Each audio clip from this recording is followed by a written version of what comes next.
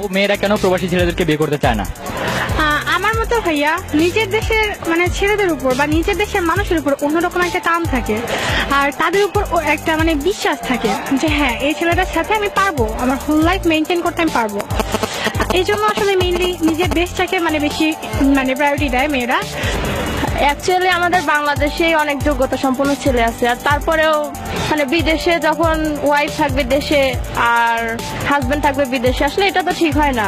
মানে কেউ কাউকে সময় দিতে পারবে না, এটা তো আসলে কোনো বিয়ে হইলো না, কেমন একটা ব্যাপার হইলো। এই জন্য ঠিক আছে, বাট তারপরে তো তারা বিদেশে যায় অনেক কষ্ট করে টাকা ইনকাম করে আপনাদের জন্যই। বাট একটা দেশের ছেলে থাকলে তো মানে তারা দেশে থাকবে, বাট তারা তো অনেক কষ্ট করে প্রবাস থেকে টাকা ইনকাম করে দিচ্ছে, মানুষের অনেক উপকার হচ্ছে। তো তারা কি মানে কোনো লাভ পাবে না আমাদের দেশ থেকে? সবকিছু তারা পিছিয়ে থাকবে, খাবার দাবার মানে দেশে আসলেই তো তাদের মানে এটা লাগবে ওটা লাগবে। মেয়েরাও যদি তাকে বিয়ে করার সময় তারাই দেয়, তাহলে কিরকম লাগবে বলেন? তারাই দেখি, তাইলে তারা বিয়ে করে নিয়ে মেয়েকে সহ ওইখানে সিটিজেনশিপ নিক, তাইলে তো হয়।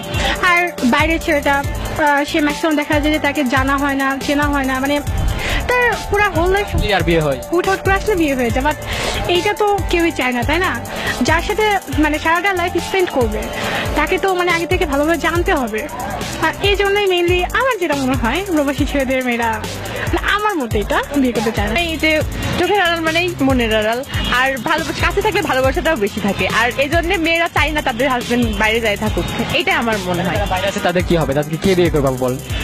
আর যারা বাইরে আছে তাদেরও হয় কোথাও না কোথায় তো থেকেই যায় তাদের তো জুটি আর কি। বয়স 50-60 হয়ে গেলেও তাদের বিয়ে হয় না, তো তাদের কি মানে করণীয়টা কি বলে মনে করেন? তাদের কি আর করার, তাদের বিয়ে করারই দরকার নাই। মানে তাদের টাকা পয়সা কে খাবে? তাদের তো অনেক টাকা পয়সা হয়, বাট এই টাকাগুলো কি করবে? টাকা পয়সা দিয়ে তো সবকিছু বিচার করা যায় না, মানুষের মনের শান্তি, নিজের সুখ শান্তি, এটাই বড় ব্যাপার, টাকা পয়সা সবকিছু না। এটা হচ্ছে প্রথমত আমি বলবো যেটা ইদানিং যেই একটা কমন বিষয় চলে আসছে, সেটা হচ্ছে যে সেক্সুয়াল ট্রান্সমিটেড ডিজিজ। এটা বাংলাদেশের চেয়ে অন্যান্য দেশের বেশি হয়ে থাকে। তো আমাদের দেশের ছেলেরা যখন দেশের বাইরে থাকে তো অধিকাংশ ছেলেরাই বিবাহিত থাকে বা অবিবাহিতরাই থাকে। তো দেখা যাচ্ছে যে আমাদের দেশের কালচারের মেয়েরা যেই ড্রেস পরে, ওনারা এসে উন্নত ড্রেস পরে এবং তারা মেয়েদের প্রতি আকৃষ্ট হয়ে পড়ে। এবং যেহেতু ওয়েস্টার্ন কান্ট্রিগুলোতে এই যৌনরোগ বেশি, তো ওনারা যেহেতু ওটার মাধ্যমে কি বলে যখন সেক্সুয়াল ইয়ে হয় তখন একজনের থেকে আরেকজনের এটা ইয়ে হয়। তো হ্যাঁ, এখন দেখা যাচ্ছে যে কি বলে যে সবাই এই বিষয়ে সচেতন।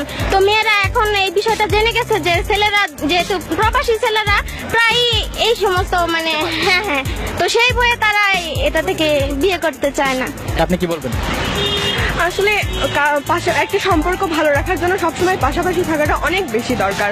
তো এই জন্য মেইনলি যখন দূরে যায় তখন সম্পর্কের মধ্যে একটা অটোমেটিকলি চির ধরা শুরু করে, যেটা পাশাপাশি একটা জিনিস, অনেক দূরে একটা জিনিস। এটা একটা ডিস্টেন্স গ্যাপের জন্য মেইনলি এইরকম। আমার পরকীয়টা বেশি হচ্ছে, রাইট? পরকীয়ার ব্যাপারটা তো আসলে এটা মনের, দূরে তো এটা আসলে ম্যাটার করে না, সবকিছু মনের ব্যাপার। তো পরকীয়াটাও একটা মনের ব্যাপার, ইচ্ছা অনিচ্ছার ব্যাপার। আপনি কি করবেন যদি একটা বিদেশি ছেলে আপনাকে প্রপোজ করে? তো আপনি কি বিয়ে করবেন তাকে? আসলে এইটা বলা personal question, no personal question please.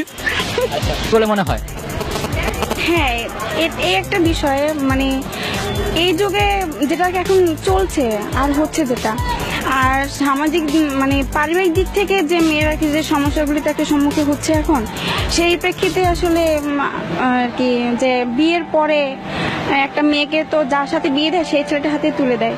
তো সেই ছেলেটা যদি দূরে থাকে, বিদেশে থাকে, তাহলে অপরিচিত একটা ফ্যামিলির সাথে কিভাবে নিজেকে অ্যাডজাস্ট করে নেবে? হ্যাঁ, শ্বশুরবাড়িতে নির্যাতিত আর কি শিকার হতে পারে। হ্যালো ফ্রেন্ডস, দেখলেন তো প্রবাসী ভাইয়েরা আপনাদেরকে বাংলাদেশি মেয়েরা কিরকম জবে দেখে। আপনারা এত কষ্ট করে মাথার গাম পায়ে ফেলে টাকা অর্জন করছেন, জীবনের জানের রিস্ক নিয়ে ফ্যামিলি সবাইকে ছেড়ে বিদেশে যে টাকা অর্জন করতেছেন, বাট আপনারা যাদের জন্য করছেন তারা আপনাদেরকে মূল্য দেয় না, আপনাদেরকে তারা বুঝে না, ঠিক আছে? তো আমাদের ভিডিওটি যদি ভালো লাগে অবশ্যই একটা লাইক করবেন, কমেন্টস করে আপনার মূল্যবান মতামতগুলো জানাবেন, আর অবশ্যই একটি কাজ করতে হবে, আমাদের ইউটিউব চ্যানেলকে সাবস্ক্রাইব করতে হবে।